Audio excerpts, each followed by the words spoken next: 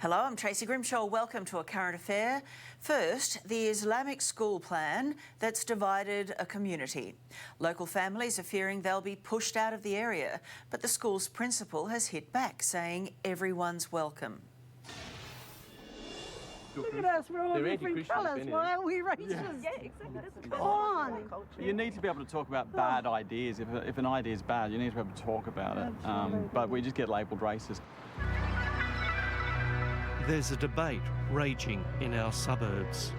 Being open to this development application, I believe, is going to be testament to a council that celebrates diversity. And it's all about where to put kids. We're counting backwards from 30. Like these. A development application popped up in the local paper recently. Didn't mention the I word, that's Islamic, or the M word, that's Muslim, but it didn't escape the locals. They didn't want to let the public know. They just wanted to do it all underhanded. This Islamic school, some distance away, wants to expand to a second campus on this site. It's open to all segments of society. We're open and we enrol all backgrounds, yeah. There was never such discussions way back when this school was opened. But 150 years on, in a nation that's now ethnically diverse, there is. What we need to do is promote assimilation, not segregation. And opinions are heated, to say the least. New mosques and Islamic schools have divided our communities all around the country. Today, it happens to be in the Western Sydney city of Penrith, a predominantly Anglo-Saxon area littered with Christian schools.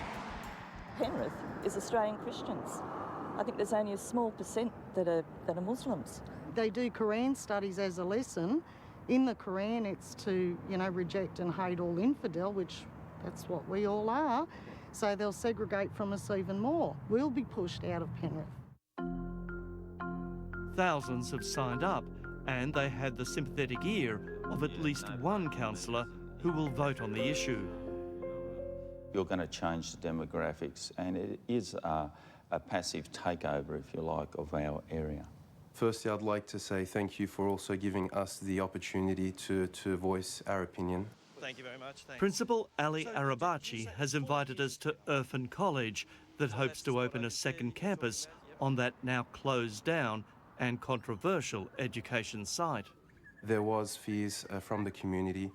However, till date, it's our 5th year of operation, and we take pride in saying that there hasn't been one complaint since our inception in 2013.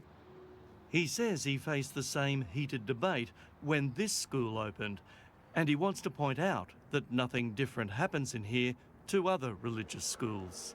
To become an accredited school, you need to be implementing the Australian curriculum, and 80% of our curriculum is comprised of that, and the other 20% is some religious education subjects like Islamic studies and Quran, and this is the same practice with most, if not all, of faith-based schools. But Councillor Marcus Cornish says not in his backyard. There is no demand in this area. We do have Muslim people in this area, and most of those people have moved to this area to get away from that sort of thing. They want to integrate and be part of the Australian way of life. There's about a 30% student population at our current campus that's around that area, which is going to be really convenient for them. Principal Arabachi says the new site, if approved, will cater to local Muslims and will deal with the traffic problems on this extremely busy site in the heart of Penrith CBD. And as for jobs growth for Penrith, well, Yeah, that's what about excluding all of us from getting a job here unless you're Muslim. So all the teachers from Penrith can't get a job here. Exactly.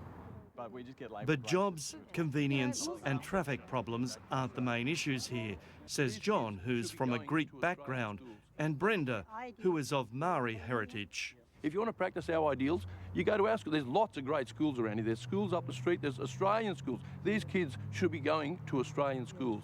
They should be learning our ways and our principles. I did when I came here.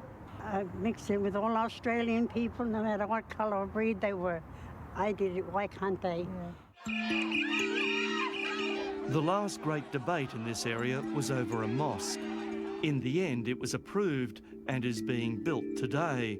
So the folk of Penrith are determined not to lose the next battle over the school.